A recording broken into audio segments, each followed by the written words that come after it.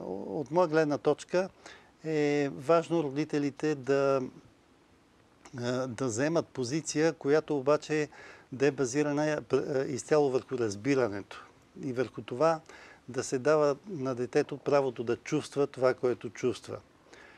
Какво имам предвид? Родителя може да каже на детето: аз разбирам, че ти си в много сложна ситуация спрямо по-малката си сестричка. Понякога я обичаш, но понякога ти се иска просто да я няма. Това е едно много реално описание на ситуацията. Когато детето чуе такова описание на ситуацията, то си казва: мама и татко ме разбират. Мама и татко знаят какво става с мене.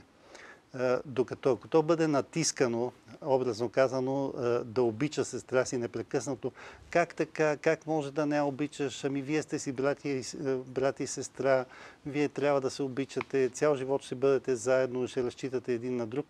Когато детето е подложено на такъв натиск и не му е дадено правото да чувства това, което чувства, то се настройва още по-враждебно и тези чувства потъват някъде надълбоко и между другото е абсолютно възможно да изригнат след това в една по-късна възраст.